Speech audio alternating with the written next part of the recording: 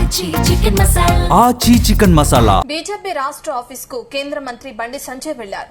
ఆయన వస్తున్నారని తెలిసి పార్టీ ఆఫీస్ కు పెద్ద సంఖ్యలో కార్యకర్తలు తరలివచ్చారు. చాలా రోజుల తర్వాత స్టేట్ ఆఫీస్ కు రావడం, ఇటీవల చోటు చేసుకున్న పరిణామాలతో బండి సంజయ్ కార్యకర్తలతో సమావేశం కావడం ఆసక్తి రేపుతుంది. ఆయన దాదాపు 2 గంటల పాటు కార్యకర్తలతో సమావేశం కానున్నారు.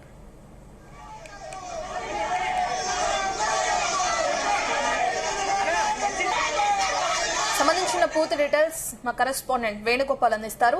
వేణుగోపాల్, బండి సంజయ్ పార్టీ ఆఫీస్ కి వెళ్తాం మనం చూస్తున్నాం.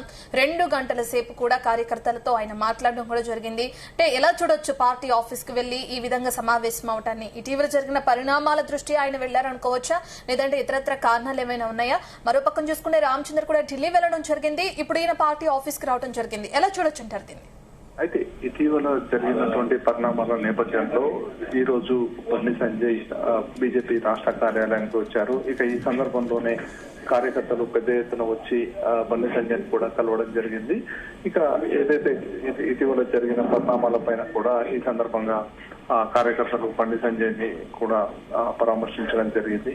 అయితే ఇందుకు సంబంధించి ఏదైతే మోడీ పర్యటన అనంతరం చాలా రోజుల తర్వాత పార్టీ కార్యాలయానికి బండి సంజయ్ రావడంతో కార్యకర్తలు కూడా పెద్ద ఎత్తున తరలి వచ్చి వెల్కమ్ చెప్తూ బండి సంజయ్కి ఆహ్వానం పలకడం జరిగింది.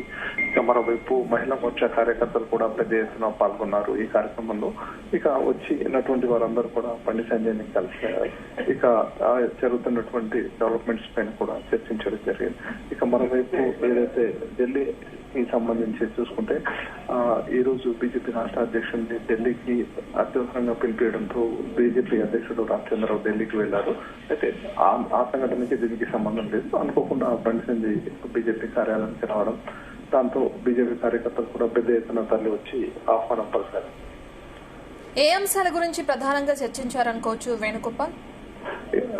ఇటీవల జరుగుతున్నటువంటి ఏదైతే పొలిటికల్ డెవలప్మెంట్స్ పైన ప్రధానంగా చర్చ జరిగింది. ఒకవైపు కాంగ్రెస్ ప్రభుత్వం అవలంబిస్తున్నటువంటి ప్రజా వ్యతిరేక విధానాలపైనే ప్రధానంగా చర్చించారు. ఇక జిల్లాల్లో మరోవైపు ఇటు ఏదైతే ప్రభుత్వం ఇటీవల కొనుగోలుకు సంబంధించి అలసత్వం వహిస్తుంది, దీనిపైన రానున్న రోజుల్లో ఏ విధంగా ముందుకు వెళ్ళాలి ఏంటి, అలాగే జిల్లాల్లో నెలకొన్నటువంటి వాతావరణ పరిస్థితుల నేపథ్యంలో ఎందుకు ప్రభుత్వం ధాన్యం కొనుగోలు చేయడం లేదు, ఏంటి తదితర అంశాలు, అలాగే రాజకీయంగా జరుగుతున్న వివిధ డెవలప్మెంట్స్ పైన కూడా ఈ సందర్భంగా కార్యకర్తలతో చర్చించడం జరిగింది. పండితండి అంటే భారీ ఎత్తున పార్టీ ఆఫీస్ కి కార్యకర్తలు చేరుకోవడం కూడా మనం చూస్తున్నాం. వారందరికి ఎటువంటి భరోసా ఇస్తున్నారు? అండ్ మీటింగ్ అయిపోయిన తర్వాత అంటే 2 గంటలు వాళ్ళతో ముచ్చడించిన తర్వాత కార్యకర్తలు ఎవరైనా ఈ మీటింగ్ కి సంబంధించిన డీటెయిల్స్ వెల్లడించడం ఏమైనా జరిగింది అనుకోవచ్చు? అయితే ఇంకా కూడా సమావేశాలు కొనసాగుతున్నాయి. ఏదైతే బీజేపీలో ఉన్నటువంటి వివిధ మోర్చా సంబంధించినటువంటి సంఘాలు ఉన్నాయో, అలాగే ఇటు మహిళా మోర్చా, అలాగే యువజన మోర్చా, మరోవైపు ల్యాబ్ సంబంధించినటువంటి వారందరూ కూడా బండి సంజయ్ తో సమావేశం ఒకరి తర్వాత ఒకరు అవుతున్నటువంటి పరిస్థితి.